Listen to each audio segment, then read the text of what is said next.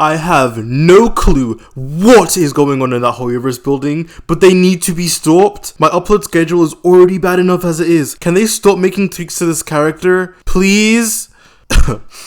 Okay, hello there, Flip here, and today we're going to be covering the Arlecchino changes, how her playstyle differs, why it's a buff to her, and what potential issues she's facing in her current state, as well as covering some of her new rotations and teams. But before we do that, as always, if at any point during the video you're entertained or informed, make sure to drop a like and even consider subscribing, as I talk on various topics regarding Genshin's meta and I'll try to keep you updated. And with that, let's begin. Right off the bat, your infused state scaling is increased by quite a lot. Also, from her normal attack, you now only need 20% bond instead of 30% to enter her infused state, and instead of 5%, you now consume 6.5% of her bond of life for each normal attack. Additionally, you get a new effect to where your skill cooldown gets reduced by 0.8 seconds for each normal. Wait, but why would you need a cooldown reduction if your skill CD isn't even that long? Well, now she has a 30-second skill cooldown. Her skill also now doesn't heal or clear your bond of life, and the identity of the blood debt has changed quite a lot as well. Every 5 seconds, you will deal 1 instance of pyro damage up to 2 times. After 5 seconds, you will get a 70% bond of life per enemy with a cap of 80%, but if you use your skill again, this cap will raise to 160%. Now comes the question of how the fuck you're going to use your skill twice in a rotation, and that answer is solved by using her burst. Do you guys like how I'm making these connections? I feel extremely smart. The Knave's burst will now reset your skill cooldown and heal you based off of your bond of life and current attack, and it also won't grant you any bond of life. And that is it for the changes. Whoever keeps altering this character 100% doesn't wash their asshole. Please leave this character alone, I'm begging you. Alright, let's just discuss why, despite what the bone marrow babies on Reddit are saying, this is pretty much a damage buff to Arlecchino. First, her infusion damage conversion ratio on her normal attacks got very drastically boosted. This is just a buff. On top of this, being able to use 2 skills or rotation even in single target will grant you either 110% bond of life, which having higher bond of life makes you do more damage, or you will get 70% twice in 2 different damage windows. So you can either do a stacked rotation or split your rotations to do damage for a longer window of time. The split rotation teams are going to be amazing for Chevru's stuff, especially with Fischl, literally the best character in the game, as Fischl can cast us twice for both of Arlecchino's windows. Yai can also do this too, I guess, so an example team can just be this. C4 Zhangling is also going to be long enough so you can replace Yai for her too. Beidou should also be an upgrade over Yai in AoE, on top of giving valuable defensive utility, as Father can't heal. These changes can be seen as a nerf for other teams though, as they may not support her new damage windows. So like, I'm pretty certain Vivi Vape is fucking dead, but her double Hydra Vape teams or Plunge Vape teams should still be very strong. So pretty much Chevruze teams at the top, her more synergistic Vape teams below along with Mono Pyro, and then below that everything else. Which I think personally is a good thing, as Arlecchino now has teams where you aren't Bennett reliant at all,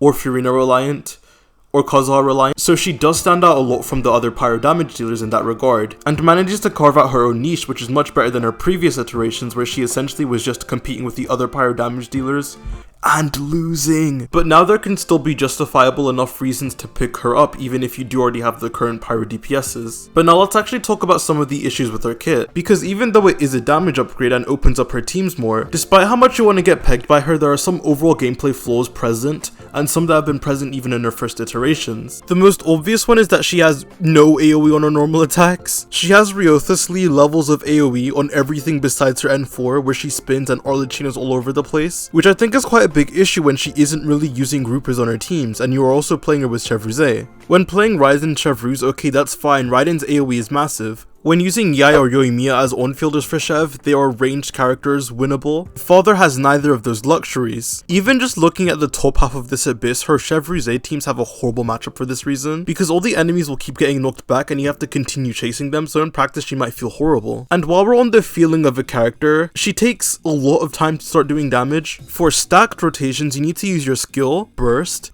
in which her burst animation is quite long, wait 5 seconds, do a physical charge attack, use your skill again, and then charge attack again, and then her damage window starts. That is pretty fucking long when compared to other DPS, when most of them just use one button press, or some use one button press at the start and then one later when their field time happens. Speaking of which, it does seem very easy to mess up her combos as well. Blood debt doesn't stack, so in order for you to use your skill again, you have to first claim the blood debt on an enemy, so you can't do something like EQE for example, as that loses you some some of your bond of life. Also, her burst heals, so if you have some bond of life and then heal with your burst, you could potentially just wipe it out. So again, you can't do something like E, charge attack, and then Q. The order has to always be EQCA, ECA to maximize the amount of bond you have. Hopefully that made sense, and if it didn't, that proves how complicated just getting your damage started can be with her. It takes a lot of effort, more so than any other DPS. Next on the list we have energy issues. Currently, Dad generates 5 particles on her skill, and when you reset your skill you generate 5 again. This means you get 10 particles of rotation with no issues, which makes her never exceed more than 140 even on solo pyro teams. However, I'm sorry, but Hoyoverse just fucking forgot to tweak this. I don't know why people are acting like this is intended.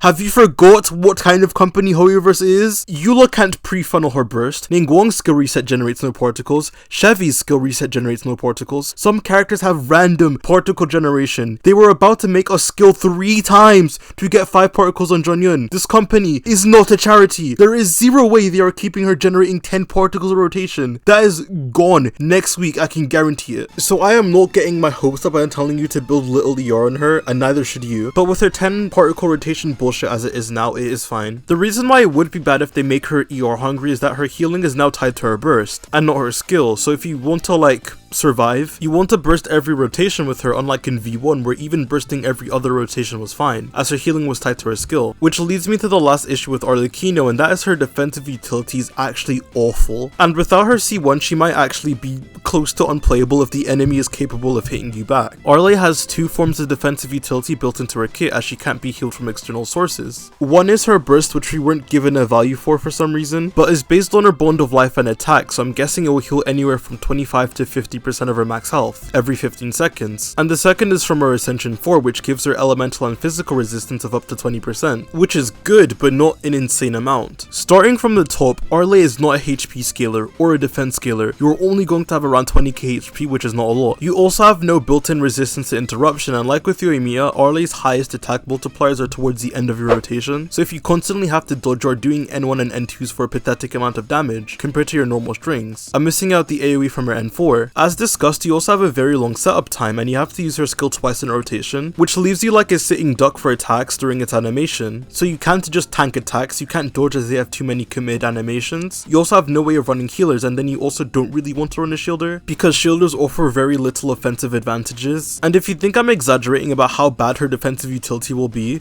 load in any character that isn't a HP scaler and try to survive floor 12 chamber 1 for more than 30 seconds. Wanderer is one of my favorite DPS, but playing him shielderless against aggressive enemies like the fucking spheres is one of the worst experiences I would... As you can see, I literally just got a brain aneurysm trying to process it. We are no longer in 2.0 or 1.0. Enemies now just do too much damage too quickly, and some of the bosses now are a pain in the ass. So if you can't run a healer or a shielder on your teams, it's very hard to get by. This also increases the value of Xingqiu on vape teams, which she doesn't get the most out of Furina anyways, so plus for double or solo hydro, and will also increase the value of beta for Chevrolet stuff because of her defensive utility if you don't plan to run shielders. So keep all of this in mind, that although Arle's damage got a buff and her numbers in theory are very good in both AoE and single target, practically there may be a massive discrepancy when playing her. For further changes I would like to see in Father, I think they should just make her a defense scaler, and she doesn't even have to be 100% def scaling, but when she enters her infused state, convert her defense into attack like Ito and Noelle do, which allows her to still take effective attack buffs. This would make her more unique than the other pyro carries and create a further distinction from Hu Tao, who everyone is addicted to comparing her to already. The next change, reduce her burst scaling and make her a 40 cost so it can be used as a panic button and will need very little ER, because again, I do not believe in 10 particles rotation. This also won't take a massive hit to her damage, as her burst isn't a massive amount of her damage anyways, and in some rotations doesn't even get buffed. The next change would be to make her A4 better by adding in her C1 effect of giving her increased resistance to interruption during normal attacks, and in general her skill should have hyper armor. These changes would allow her power level to remain relatively the same, while her playability without shielders would be better. But Hoyo ain't doing all that, and this is mostly just wishful thinking. So with that, thank you so much for watching. If you enjoyed the video, make sure to like, subscribe, and comment what you think about Arlecchino and how to improve her, as I'd love to hear and respond to almost every single comment. Thanks again for watching, and I'll see you guys on the flip side. Peace.